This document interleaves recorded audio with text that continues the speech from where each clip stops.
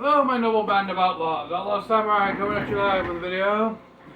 Well, have you ever been in a situation where you are catering to a party, let's say weekend barbecue with the neighborhood or family get-together, and you're not exactly sure how to marinate your choice of meat, whether that be steak, chicken, pork, what have you. I'm going to show you a very simple marinade that I use on all of my meat that I intend to let marinate over the course of a day or two. Now, you can either do this for a couple of hours, or you can leave this to sit for about 7 days. Not really recommended you let it sit for 7 days, but that's usually how long like professional steak shops will marinate like steaks in the marination or dry age them, what have you. So we have your classic onion powder, we have garlic powder, MSG, lemon pepper, cayenne pepper. I still have to go grab the salt and black pepper. And also fish sauce and Worcestershire sauce. And if you've never had fish sauce, it's good.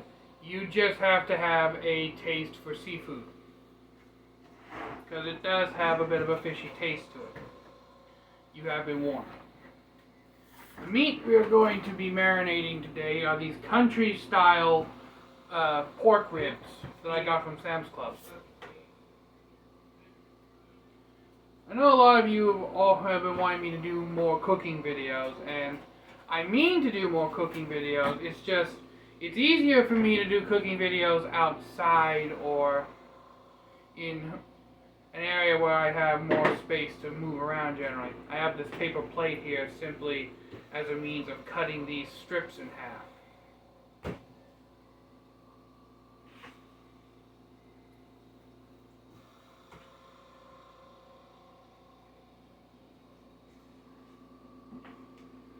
Now, you may be wondering, Outlaw, why are you cutting these in half? 2 reasons. One, that way you can kind of divide them between 2 meals, so you can make them stretch farther if you wanted.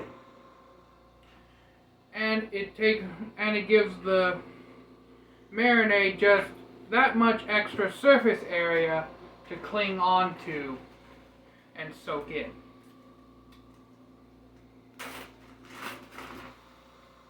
One, 2, 3, 4. And if you also wanted to, you could do a different marinade. You could subtract a couple of seasonings from this marinade to see if there's a real difference in flavor. There's a lot of things you can do with this kind of simplistic marinade that I'm going for. But what the real important thing is here is that you allow this marinade a good while to soak in. From personal experience and from what I've seen of other cooking channels on YouTube that do marinations, a good rule of thumb is about 2 hours to 4 hours is roughly around the minimum mark for good marinade penetration. And anywhere up to 24 hours to a week for solid maximum marinade penetration.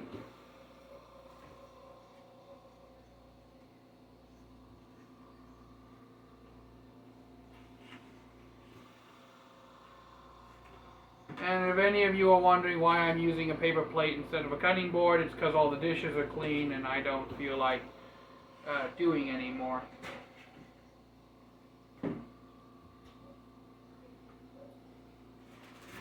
Plus, there's one other good reason why I'm cutting these in half, and that is if you have a thick end and a thin end on these country ribs, then you can put one thick end and one thin end to bag. or you could put all the thick ends together and all the thin ends together, whatever you desire. Right. Now, I will be right back as I need to get the rest of the seasoning ingredients.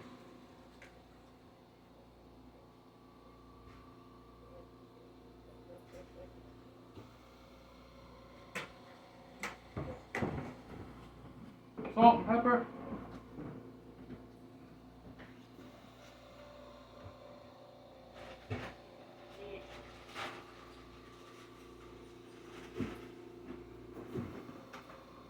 And you will need some water for this marinade. I hope so. You didn't. That's all the water I got. I gotta have water for her tomorrow. Now, as my uncle makes a nagging point, just a moment. Now then, I switched out the waters, but same diff, same diff. So first, the way I like to do it is I like to start off with all the dry seasonings. Now, you may be tempted to put very little in here, but that's not really an option. Considering the fact that you have to season all the meat. So don't be too laxed with the seasoning.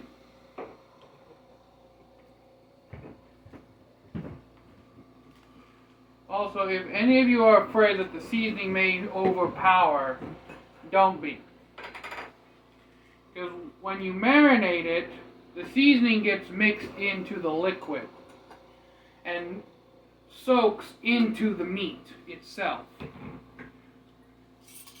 Meaning that it's not all going to be just sitting on top of the meat.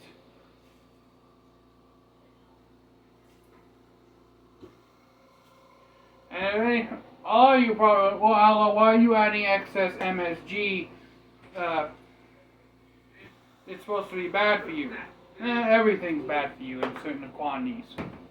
But the reason I add MSG is to help enhance the flavor, and it actually helps soften the meat.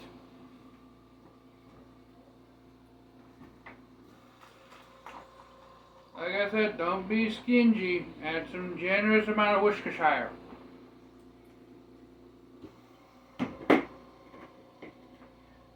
Fish sauce you can be a little more lenient with, since it is a strong ingredient.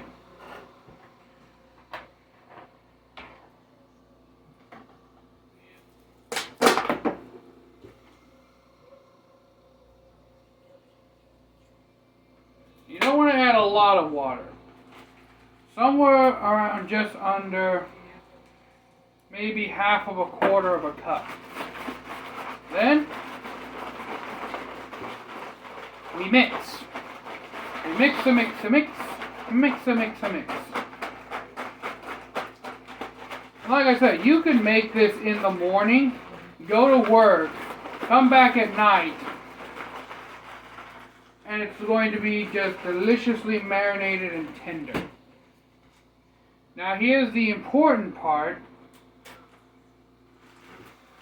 We want to try and remove as much air as possible.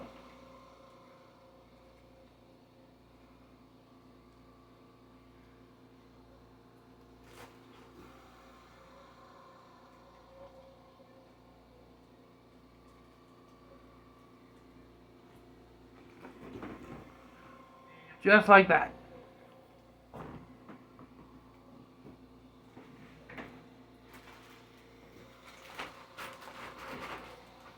Now this one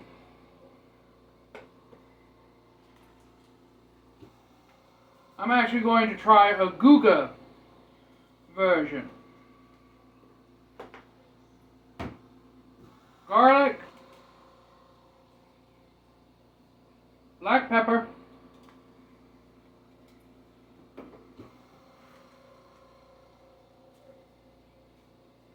and salt.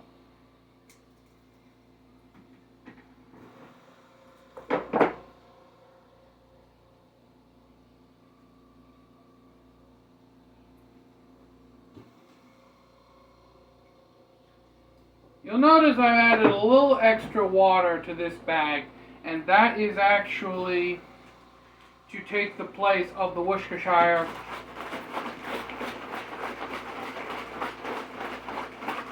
and fish sauce.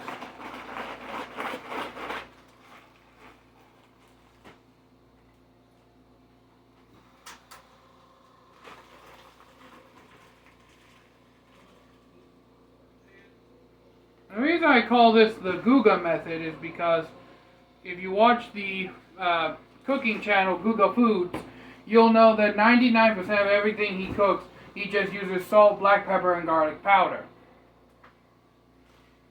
Of which this marinade is.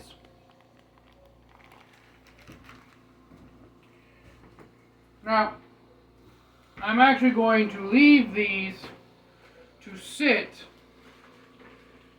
in my refrigerator, and when you're doing marinades in these kinds of Ziploc bags, I find it helpful to roll the bag up like this. Like I said, you're not going to remove it completely all the air because that's not possible with this method. But we want it enough removed so that all the liquid is kind of forced around the meat. And then you just sit it in the fridge like so.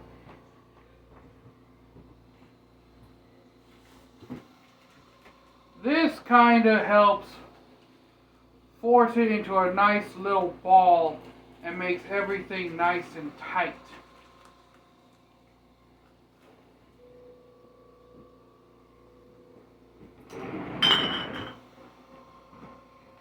And now that we have our marinades, we're going to let these soak, because the salt is going to help the marinade and the rest of the seasonings penetrate deep into it.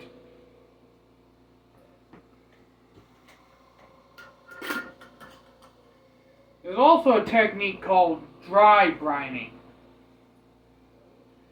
And that is where you just put salt on top of meat before you cook it, and you let that salt sit for about, I think it was, if I remember correctly, it's about 10 to 15 minutes. The salt will be absorbed by the meat as it draws out the juices, and then the meat will reabsorb both salt and the juices back into itself, helping to tenderize it. So, that's how I make simple marinades for my meats, in case anyone was wondering. And to also fulfill the promise of more cooking content. So, until next time, I know we'll band of outlaws. Outlaw Samurai tells all y'all be crazy rednecks, be safe and use your weapons. I'm out. Peace. And I will be doing a taste test between the full outlaw marinade and the Guga marinade, and see which one I like better.